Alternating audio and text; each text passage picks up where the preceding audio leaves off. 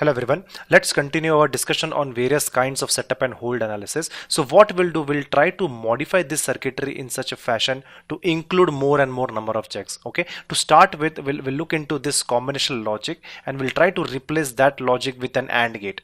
Okay, the same thing that we did in the clock path, just to save some amount of power in the clock path, we'll do the same thing to save some amount of power in the reset path as well. And how will this work? Let's say we have two signals. Let's say one is the control signal and one is the A signal. So whenever the control signal sees a high pulse, the gate is open. So either a logic 1 or logic 0, whatever is present at the A input, will pass on to the capture flop, and the flop will get resetted or setted based on the value of the A signal. So this is how you control your gating logic. So in this way you can actually save some amount of leakage power. With that said, let's say there is another specifications that comes which says that the A and the control signal should be in sync. They should be synchronous. Okay, so to get them into a synchronous level, we need to treat them, or we need to time them in such a fashion that there is some relationship between A and control, and as a result of that you want A and control to be the endpoints. So for example, in the past videos we have looked at endpoints, and we defined endpoints only at the output port or the D pin of the capture flop. So in this case, if you want these pins to behave as a D pin or an output port or any endpoint, we need to do some special kinds of checks, and those are called as data to data checks. So we need to set some constraints, and I'll talk about the constraints when we move into the constraint course.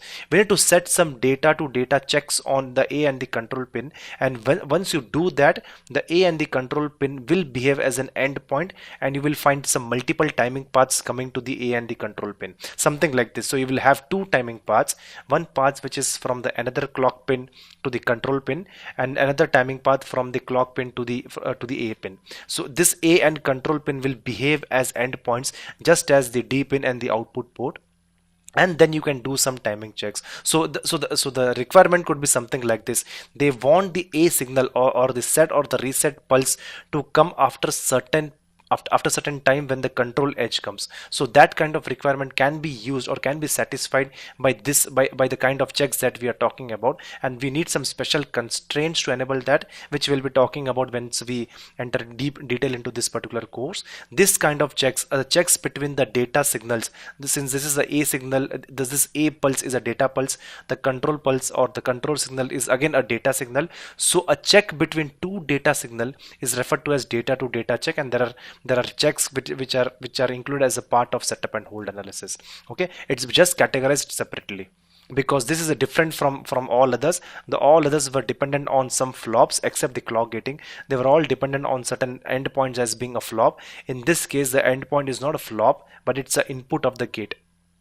Okay, so this kind of checks also are categorized as data to data check, and as and when we enter deep into the course, I'll provide some more examples of data to data check.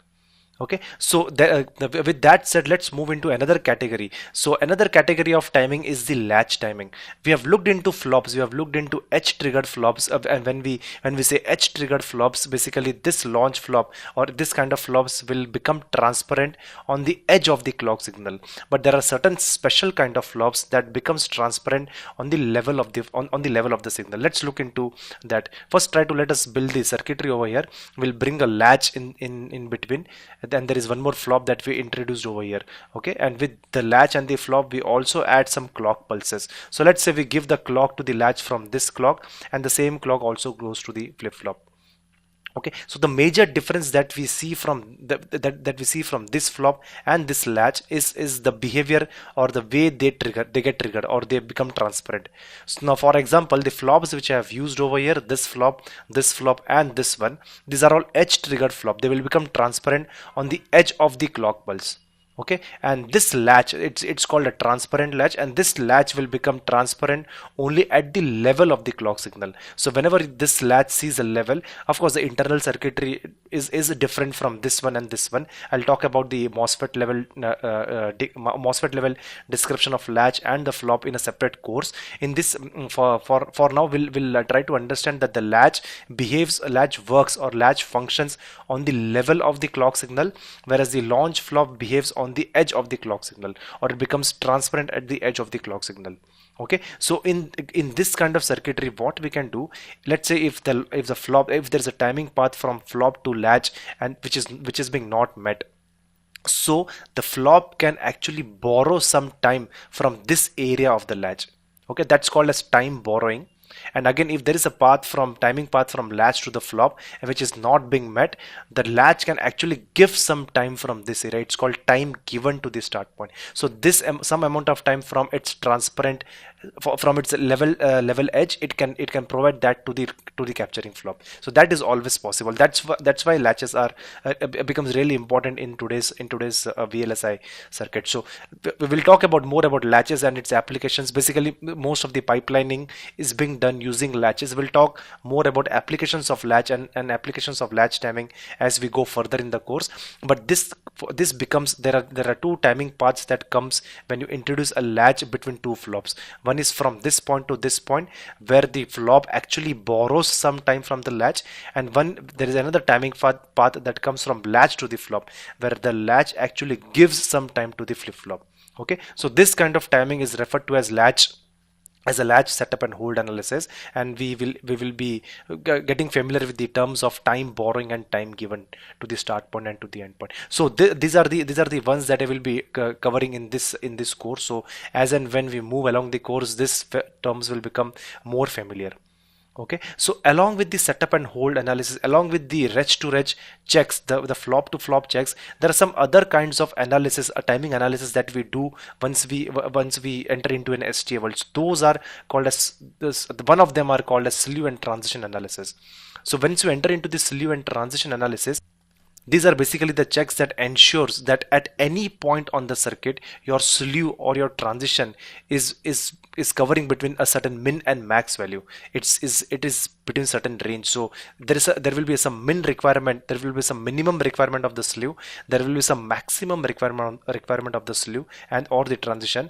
The slew and the transition analysis ensures that each and every point on this particular circuit meets that criteria.